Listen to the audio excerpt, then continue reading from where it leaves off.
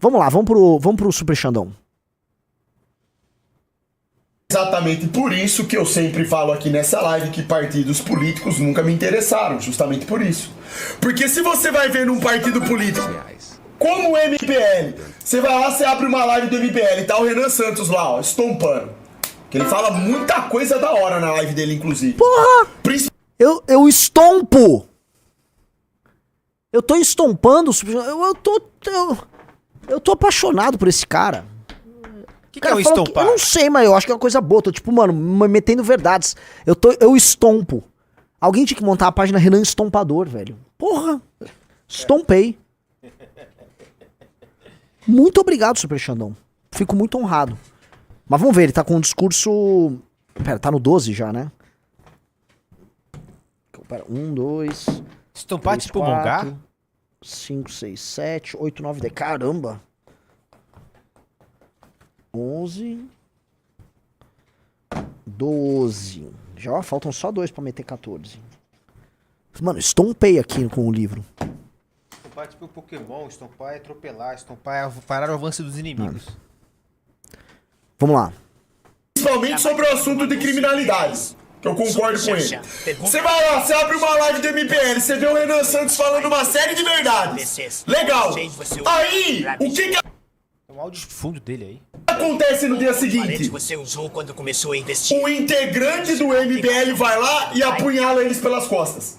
Ou o partido, a maioria, decide apoiar uma pessoa que não tem nada a ver com as ideias. O que você vai fazer? Bruno Vetorrazo. Então, eu valorizo apenas ideias saudáveis e verdadeiras de pessoas com motivações corretas. Super Xandão, eu entendo, ó, tem tudo a ver com o que eu falei agora há pouco, tá? Existe, eu acho que esse discurso do político é meu funcionário, tá?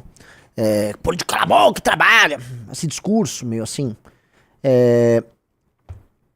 ele existe, e o próprio discurso que o Super Xandão tá colocando, que assim, pô, eu vejo o MBL, o Partido Missão sendo criado, várias ideias que estompam, né, o discurso certinho, pô, eu quero ver isso sendo aplicado na realidade. Porém, a prática política, a praxis brasileira, ela é tão suja, aí cita, pô, são apunhalados, deve estar falando do caso do João Plenário Bétega lá, né, nosso retardadinho de Curitiba, ou o caso, sei lá, do Partido União Brasil não ter dado pro Kim a possibilidade de ser candidato a prefeito, aí fala, porra, eu fico com descrença na política, a política não vale nada mesmo, é perda de tempo, por isso eu só devo apoiar ideias. O problema, o Super Xandão, é o seguinte, você tá com a cabeça no caminho certo. O problema é que a ideia, ela, para se materializar na realidade, ela precisa de pessoas, né? As ideias, elas não ficam vagando num limbo. Aí eu vou pra uma discussão meio platônica e tal, né? Elas estão vagando num mundo metafísico. Elas vão, vamos dizer, se materializar num processo cognitivo, vão ser organizadas na mente das pessoas e depois transformadas em ações concretas através de atos de vontade de seres humanos. Né? As ações, elas vão se expressar na realidade através de atos de vontade de seres humanos que se comunicam, que se organizam, que experimentam, né? O fato da experiência política brasileira ser tão ruim faz com que, vamos dizer, a defesa de grupos que necessariamente tentam melhorar a praxis política, como é o nosso caso, sejam vistas com descrédito, porque todo mundo que já tentou fazer isso caiu em descrédito, ou porque a ação política no Brasil, ela é muito pouco virtuosa, tá? O problema que a gente vai incorrer na seguinte coisa: se você acha que nós precisamos defender ideias, e que fazer a defesa pura das ideias é melhor do que defender agrupamentos, você nunca vai conseguir, vamos dizer, colocar essas ideias de maneira concreta na realidade, porque você vai precisar de pessoas que vão disputar os espaços de poder, e a disputa se dá em todas as instâncias, não só na instância eleitoral. Você vai disputar espaço de poder num concurso público, numa universidade, na divulgação de ideias, sei lá, num filme, num livro, entendeu? Na sua relação familiar, no exercício de uma religião, né? Tudo vai se dar na prática, concreta, material, humana. Então, você vai participar em algum momento de processos que são essencialmente políticos, de uma discussão num jantar de uma família até uma eleição tocada pelo TSE. Ora, essas coisas não são excludentes, e a grande luta, me parece, não é defender as ideias corretas apenas. Porque me parece que no mundo em que há um grau de liberdade, a difusão do conhecimento é grande, que você consegue buscar autores e debater ideias na internet com uma facilidade que a gente não tinha no passado, a dificuldade e a arte, a beleza do jogo está em alterar a praxis, a prática. Por isso nós estamos tentando. E é uma luta muito inglória. É uma luta muito inglória. Porque é uma luta que cai em descrédito o tempo todo. Porque não é perfeita. Como é que eu ia prever que um cara que eu me matei lá nas eleições, que a gente correu em 2022, que é o Bétega, fosse ser essa merda? Ele tinha dado alguns sinais, mas a equipe era tão boa, ele nunca pareceu ser um traíra. Plum, ganhou, era isso. Então, você vai errar, aprendemos, estamos tomando várias lições, como não ter outro. O número de Bétegas vai cair. Como essa eleição, né, o número de traíras da eleição de 24 é muito menor do que da turma de 16 ou da turma de 20. Muito menor. Então é um processo de depuração e de melhora. E é meio que a vida é um processo de depuração e melhora. Se você tiver uma boa gestão que se encaminha no foco correto e que fica tentando melhorar o tempo todo pra não ter esse tipo de problema, ou não ter um ladrão, um corrupto, ou coisas do tipo, você melhora a praxis, você influencia positivamente e você altera a realidade aplicando essas ideias de uma maneira melhor. Então eu peço, assim, pro Super Xandão, não é nem que ele é cínico, que ele não é. É que ele tá igual todo mundo, muitos de vocês aqui no chat, é igual o cachorro que foi mordido por cobra, né? Cachorro mordido de cobra tem medo de linguiça. O que eu digo pra vocês, um bom homem à moda antiga, ele tem medo de linguiça de qualquer forma, mas o cachorro mordido de cobra, né, deu uma língua, ele saiu fora. Né? Então a gente tem muito medo da prática política e a gente se acostumou a só demonizar a prática política porque a prática política nos frustra, porque o sistema de representação no Brasil nos frustra, nos machuca, nos pune. Mas fugir dele é abdicar da alteração dele. Fugir dele é abdicar. Então a gente vai ficar num argumento meio circular se a gente fugir. A gente tem que entrar com força. Entrar com... estompando. Estompando, como diz o Super Xandão. Então eu acho assim... Não dá pra desistir. Não dá pra desistir. E tem mais uma coisa que eu acho que é interessante. A gente tá no jogo e a gente não se alterou na nossa... A gente não se alterou essencialmente no jogo. Nós somos as mesmas pessoas, mas mais experientes. É possível, portanto, não se alterar essencialmente, mas aprender no jogo. Quanto mais a gente aprende, mais a gente é capaz. Mais a gente acumula conhecimento, recursos, meios de ação. Veja, quando a gente começou, a gente não tinha condição de montar um partido. Hoje nós temos. Nós não tínhamos condição de montar um clube do livro, uma revista discutindo isso de cunho cultural, filosófico, como é a Valete, discutindo, montar aplicativos, ter grupos espalhados pelo Brasil, formular políticas públicas em todos os estados da federação. Nós não tínhamos essa condição. Hoje nós temos, então nós estamos acumulando recursos, capital humano, capital político, a coisa cresce. E nós temos que investir nisso. E eu acho que o Super Generoso está sendo super generoso com a gente também. Então, não vou ficar... isso não é uma crítica a ele nesse sentido. É um lance assim... Cara, eu entendo tua posição, não precisa nos defender. Não precisa. Só entenda que assim, o que a gente faz é necessário. E que muitas pessoas vão se sacrificar nisso. E eu acho isso muito importante. Vamos lá. Não ligo nem um pouco pra partido político. Eu não acredito em nenhum partido. Eu acredito, no máximo, em pessoas boas. E mesmo assim não dá pra confiar, porque elas podem te apunhalar pelas costas. Eu só confiaria no partido político se eu criasse. Inclusive, esse é um dos problemas do Brasil. Dessa política esfacelada aí. É você ter que ter o partido político, ter que obrigatoriamente fazer parte do jogo, os partidos políticos dão as mãos, porque vira um jogo de interesse, vai um monte de corrompido lá pro seu partido, o líder do partido é aquele cara que vai determinar o que é e o que não é. Se ele tiver o apoio da maioria, não interessa, irmão. Tem 20 a favor, tem 22 contra, fudeu, você já lascou já. E aí, o que adianta? Aí, a ideia central do partido se desfaz. Eles perdem a essência, porque fica indo de um lado pro outro. Esse é o problema. Por isso que partido político é tudo lixo no final das contas. Olha só, não adianta. Super Xandão. Dentro do conjunto de propósitos e valores do PCO ou do PSOL, há uma grande traição? Há um grande desvio por conta de malandros? Eles são programáticos. A visão que o Superjudão tem é sobre um partido típico brasileiro, que é um partido do centrão, um partido fisiológico. Isso inclui os partidos à direita também, né? Que sempre foi muito fisiológico. E você precisa ter um tipo de controle programático muito sólido, para evitar que isso aconteça. Nós somos criticados por falar, nós faremos esse tipo de controle sim. Porque se não tiver esse tipo de controle, dada a natureza fisiológica do brasileiro, patrimonialista, carguista, oportunista, descompromissada, dadas as assimetrias que nós temos que faz o que políticos que vão estar nessa posição aqui, queiram trair o ideário do partido para levar vantagem sobre o eleitor que está nessa posição aqui. Dado isso, é muito fácil você deturpar um partido. Eu concordo com a análise dele, porque ela é concreta, ela é real. Mas dá pra evitar. Nós acreditamos que dá pra evitar. E vamos evitar. Por isso que eu falo que não tem oposição real, inclusive. Não tem.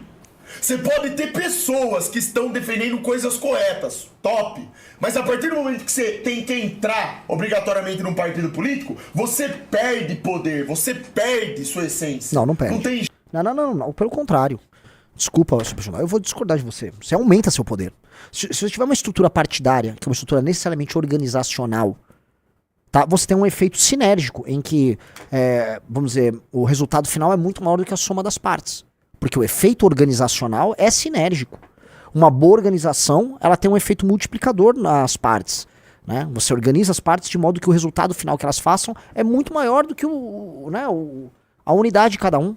O partido dentro da lógica da política moderna, ou da política, sei lá, liberal, a política pós-iluminismo, o partido é o sistema, né, é o sistema per se, né, o sistema por excelência de organização da ação transformadora e de tomada do poder. Tanto que você vai ter partidos como o próprio partido do Lenin, que era um partido, né, revolucionário. A função dele não era, né, participar de eleições para só ganhar democraticamente. Não, ele era uma organização para dar um golpe, né, como deram, e tomar o poder. Então, o partido por si só, ele serve para empoderar a sua ação e as ideias que você defende. Porque não faria sentido, vamos pensar o contrário. Qual o sentido de você entrar num partido para diminuir seu poder? Então, como você... Eu vou exercer menos poder então num partido? Não tem sentido, né? O partido é uma forma de organização para isso. Entendeu? Você não se diminui num partido. Ah, mas num partido brasileiro do centrão, um sujeito... Vamos pegar aqui, né? Vou tentar, acho que traduzir o que ele quer dizer. Um cara que tem um conjunto de ideias específicas, ele entrou no PMDB. Ele vai conseguir exercer mais ou menos suas ideias específicas? Não sabemos, porque ele pode, dado que o MDB é um partido do centrão, ele vai conseguir um nicho para trabalhar ali e tal. Eventualmente ele aumenta. Se ele conseguir ganhar para deputado federal defendendo uma pauta específica num partido centrão, ele vai conseguir exercer aquilo em alguma medida. Mas se você defende uma ideia muito transformadora e quer ter poder, meios de ação dentro daquele partido para fazer isso, eventualmente você não vai conseguir fazer. Vai bater no teto. Por exemplo, o Kim quis ser candidato a prefeito, tinha uma proposta revolucionária para administrar São Paulo, o Kim bateu no teto. O partido não vai deixar você ser candidato a prefeito. A gente entendeu, olha... Né, nós vamos bater no teto várias vezes aqui se nós não tivermos nosso próprio partido. A gente aprendeu a lição. Entendeu? Mas com certeza o Kim tem mais poder estando no União Brasil do que sendo um youtuber ou um ativista apenas. Então é importante colocar aqui em nome da precisão isso que a gente já falou. Qual é a essência que o cara perde no partido do Valdemar da Costa Neto? Essência? Qual é a essência do Valdemar da Costa Neto? O Valdemar da Costa Neto, ele é um político do centrão por excelência. Ele é um cara do interior de São Paulo. Se não me engano, ele é de Mogi. Ele é um cara profundamente fisiológico. Já esteve em todos os governos de todas as cores políticas possíveis e em todos os escândalos de corrupção de todas as cores políticas possíveis, né? Então, a natureza do Valdemar é fisiológica. Todo mundo sabe que o PL no interior do Brasil, especialmente onde tem governos de esquerda ou prefeituras de esquerda, o PL adere. Na Bahia, se você for pro interior da Bahia, eu tive congresso agora da Bahia, eles estavam me narrando, os rapazes lá. O PL no interior da Bahia é PT. O PL é PT. E no Rio Grande do Norte, várias cidades é PT. E no Maranhão, várias cidades é PT. O PL cresceu pra caramba no Maranhão. Ele cresceu como, amigos? Sendo de direita? Não, ele cresceu aliado com o PT. Você vai ter vários deputados federais do PL alinhados com o governo Lula. Sim. Aí o que o bolsonarista? O bolsonarista, ele é como se fosse um super cluster ideológico dentro do PL, cria uma espécie de ala eleitoral majoritária, mantendo o Valdemar, que o Valdemar outorga esse poder ali pra eles, e eles administram as coisas, vamos dizer, em acordo com o PL. Eles nunca vão poder ferir os interesses centrais e essenciais do PL, mas é uma relação ganha-ganha pros dois, nesse sentido. Os bolsonaristas disputam posições de poder, não tem um teto tão baixo como o Kim no União, porque eles são grandes, eles estão organizados ali, eles, né, eles concorrem a eleições para governo, município, etc. São deputados, tocam uma agenda A, B ou C ali, tá? Então, ou seja, o teto é mais alto. Tem dinheiro do fundo partidário, um naco, e o Valdemar vira um super agente político no Brasil. Hoje é tranquilamente, um dos 10 agentes políticos mais poderosos do Brasil, né? Quem não ganha é nós no Brasil, né? Porque é tudo meio acochambrado. Qual a essência do Gilberto Kassab? É muito parecida com a do Valdemar, no aspecto de que ele é mutável, de que ele vai estar em qualquer governo, de que ele é qualquer coisa. Ele, porém, é um cara muito mais inteligente do que o... Ele é mais refinado na inteligência dele do que o Valdemar. Qual a essência do Marcos Pereira? Marcos Pereira é muito similar ao Valdemar e o Kassab na ausência de forma e de estar em qualquer governo. Agora, ele tem um interesse específico que o difere dos demais, que é cuidar dos interesses da Igreja Universal. Tá? Portanto, ele vai ter um tempero um pouco diferente. Tá? Então, assim, é como se fosse assim, todos são arroz. Todos são arroz. Só que o arroz do Marcos Pereira é um arroz que você, no refogado, você botou um pimentãozinho, sabe? Botou um pimentãozinho. É um arroz com uma coisinha diferente.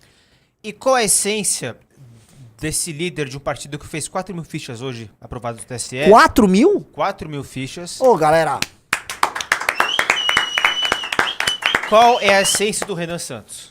Renan Santos é um sujeito que quer entrar para a história. Eu sempre falei pra vocês, eu quero entrar para a história. Então, a visão que eu quero trazer, que é uma visão que não é só minha, a parte de missão não é um sonho do Renan, tá? Precisa ser colocado aqui, mas o que eu puder de colocar aqui de muito meu quero entrar para a história como alguém que vai refundar o Brasil.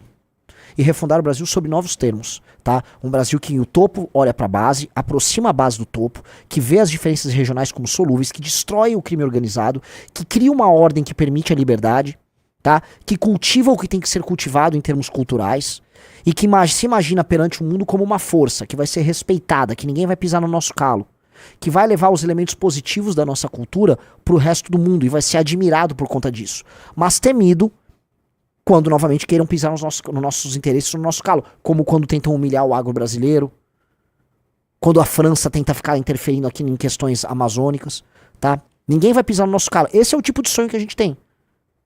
Tá? Pelo menos eu tenho esse tipo de sonho. E isso é essencialmente muito diferente do sonho desses caras. Porque o sonho desses caras é se manter com nacos de poder. É ser sócio de um arranjo.